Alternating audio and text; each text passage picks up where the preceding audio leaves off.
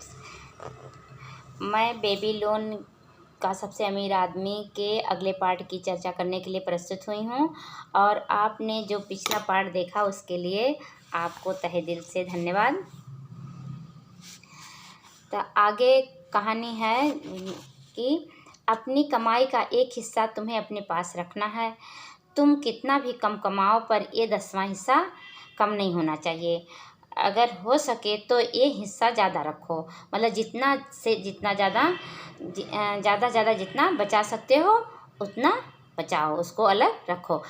पहले अपने आप को भुगतान करो, यानी 10वां हिस्सा निकाल करके फिर अपने आप को, उसके बाद जो बचे हुए हैं उसमें से अपने आप को भुगतान करिए। दर्जी से, मोची से उतना ही खरीदो, और भोजन और ईश्वर के लिए दान देने के लिए तुम्हारे पास पैसे बचा रहे। यानी ये मकान का किराया है, कपड़े हैं, लत्ते हैं, ये सब जो है पैसे आप अपने जो 9 हिस्से बाकी बचे उसमें से आप खर्च करेंगे। 10वां हिस्सा आपको छूना नहीं है। तब पहले तो सोने चांदी के सिक्के चलते थे, सोना चांदी तांबा ही चलता था, ये तो रुपये और पैसे तो चलते नहीं थे। तो इसमें कहा गया है, धन पेड़ की तरह एक छोटे बीज से उगता है। पहले तांबे का सिक्का, तुम जो बचाओगे उससे ही संपत्ति का पेड़ निकलेगा। जितनी जल्दी बीज बोओगे उतनी ही जल्दी पेड़ निकलेगा, और इस पेड़ को बचत से जितना ज़्यादा खाद और पानी दोगे उतनी ही जल्दी तुम्हें उसकी छाया मिलने लगे। ऐसा कहकर वह अपने टैबलेट को लेकर के चला गया। यानी अरकत के पास जो टैबलेट बनवाने आया था वो अरकत को बताया।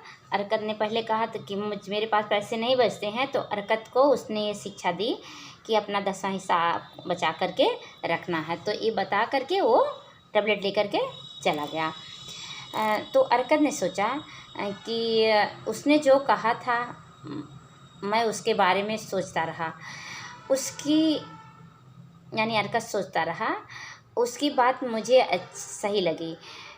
इसलिए मैंने तय किया कि मैं इसे आजमाऊंगा। जब भी मुझे पैसे मिले, मैंने हर 10 तांबे के सिक्कों में से एक सिक्का छुपा कर रख लिया। भले ही सुनने में अजीब लगे, पर मेरे पास पैसों की कमी नहीं रही।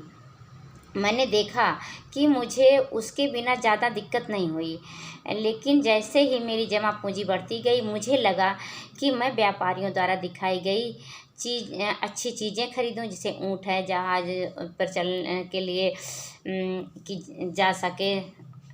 जहाज़ों से फोनीसियन के जहाज़ों से लाते थे, लेकिन मैंने खुद पर काबू किया। जाने के 12 महीने बाद अल्गमिस वापस आया। अल्गमिस जो उसको काम दिया था बनाने के लिए टैबलेट, वो फिर से वापस आया। उसने कहा, बेटे, क्या तुमने पिछले साल अपने आप को कमाई का 10वां हिस्सा भुगतान किया है? मैंने गर्व से कहा, हाँ महोदय, मैंने किया है। यह अच्छी बात है। मैं इसे ईंट बनाने वाले अजमूर को दे दिया। उसने कहा कि वह दूर समुद्र की यात्रा कर रहा है, और टायर में वह मेरे लिए फोनीसियस के दुर्लभ आभूषण खरीदेगा। जब वह वापस आएगा, हम उसे महंगे दामों में बेचकर आपस में आधा बांट लेंगे। तो हर मूर्ख को सिखाना चाहिए। वह चिल्लाया, यानी जो वो था, अल्गमिस था, वो चिल्लाया, लेकिन एक ईंट बनाने वाले आभूषण के बारे में क्यों विश्वास किया जाए? क्या तुम रोटी बनाने वाले के पास जाकर सितारों के बारे में पूछोगे? नहीं, मेरे हिसाब से अगर तुम्हारे पास बुद्धि है तो तुम ज्योतिषी के पास जाओगे। बेटे, तुम्हारी बचत बर्बाद हुई। तुमने अपने धन का पेड़ जड़ से ही उखाड़ लिया। अब दूसरे पेड़ बो, और इस बार तुम्हें आभूषणों के बारे में जानना हो तो आभूषण वाले के पास जाओ। भेड़ों के बारे में जानना है तो गंडरिये के पास जाओ। सलाह एक ऐसी चीज़ है जो आसानी से दी जाती है, लेकिन तुम्हें वही रखना चाहिए जो रखने लायक है।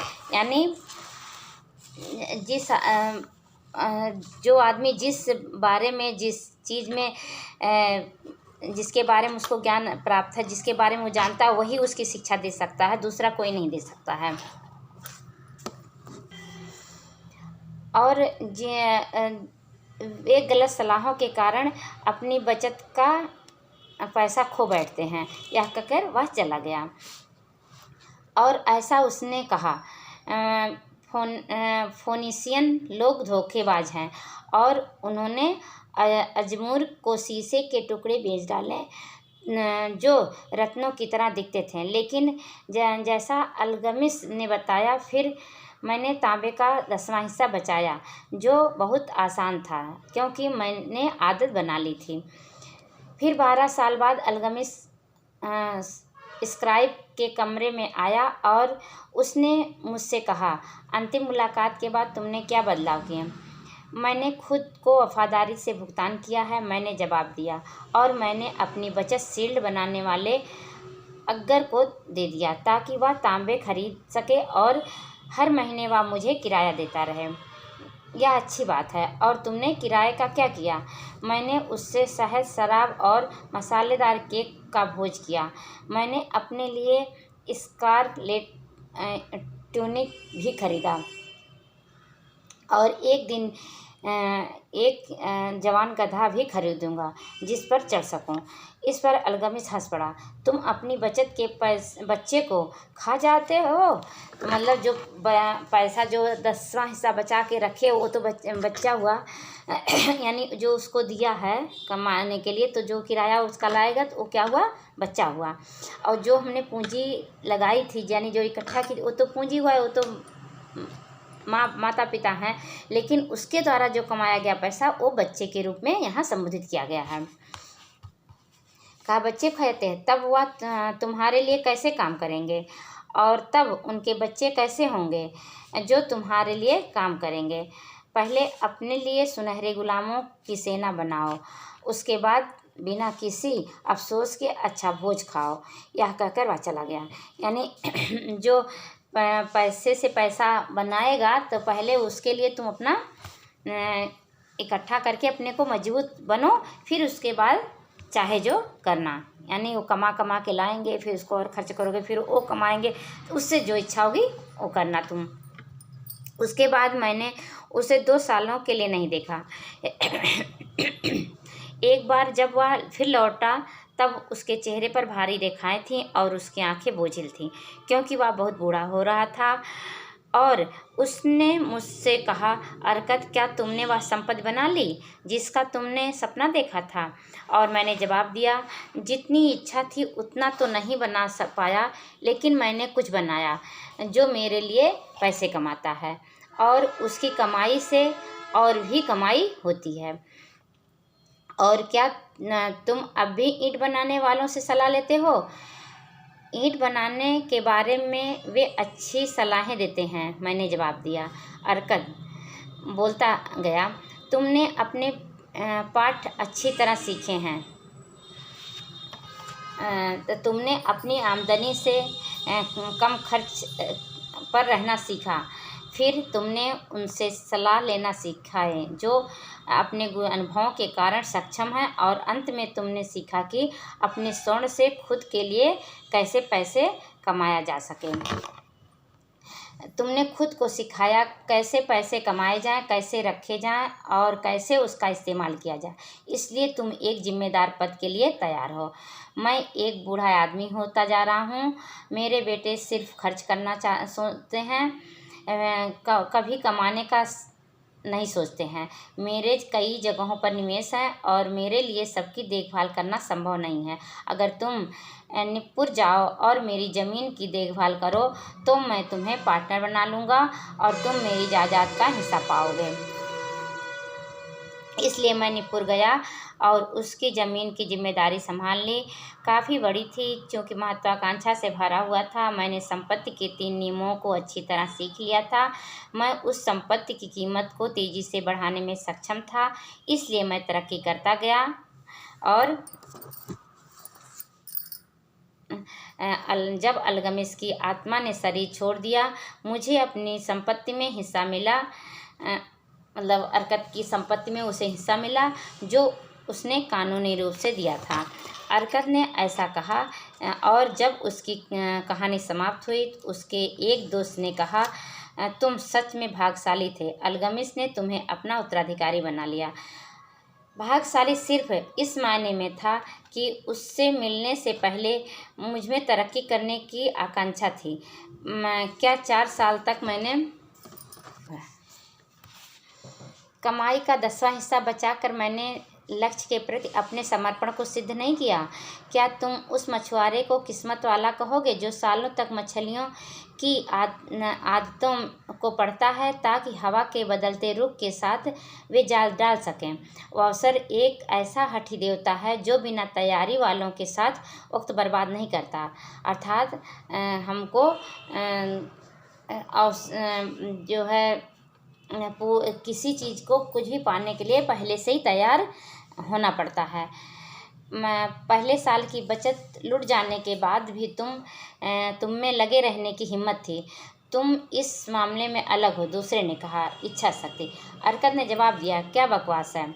क्या तुम्हें लगता है इच्छा शक्ति एक इंसान को इतनी ताकत देती है कि वे उस बोझ को उठा सकें जो ऊंट नहीं उठा सकते, या उस बोझ को खींच सकें जो बैलों के बस की बात नहीं है? इच्छा शक्ति उस लक्ष्य के प्रति लगन का नाम है जो तुम्हें काम पूरा होने तक लगाए रखे। अगर मैं अपने लिए कोई काम सोचता हूँ, उससे करके रहता हूँ, भले ही वह कितना ही छोटा हो। इसके लिए बिना मुझ में बड़े कामों को करने का आत्मविश्वास कैसे आएगा? अगर मैं अपने आप से कहता हूँ 100 दिनों के लिए मैंने शहर के पुल पर चलूँगा और नदी में एक पत्थर फेंकूँगा, तो ये करता हूँ। अगर 7वें दिन मैं ऐसा करना भूल गया तो मैं खुद से ये नहीं कहता कल मैं 2 पत्थर डालूँगा जो उस कमी को पूरा कर देगा। इसके बदले में मैं वापस जाऊँगा और वह पत्थर डालूँगा, या फिर 20वें दिन मैं खुद से ये नहीं कहूँगा, अरकत, यह बेकार काम है। हर रोज़ एक पत्थर डालने से क्या फ़ायदा होगा? एक ही बार में मुट्ठी भर डाल दो और हो जाएगा। नहीं, मैं कभी ये नहीं कहूँगा और ना करूँगा। जब खुद के लिए कोई काम सोचता हूँ तो मैं उसे पूरा करता हूँ, इसलिए मैं सावधान रहता हूँ कि मैं मुश्किल और अव्यावहारिक काम शुरू नहीं करता, क्योंकि मुझे खाली बैठना पसंद है। और अब दूसरे दोस्त ने कहा, अगर जो आप कहते हैं वह सही है तो ऐसा लगता है आप सही कह रहे हैं। तो इस चीज़ को अगर हर इंसान करे तो उसे कभी संपत्ति कमी नहीं होगी। तो दोस्तों, अब इसको अगले पार्ट में इसके बारे में बताऊंगी। तब तक आप इंतज़ार करिए। Thank you.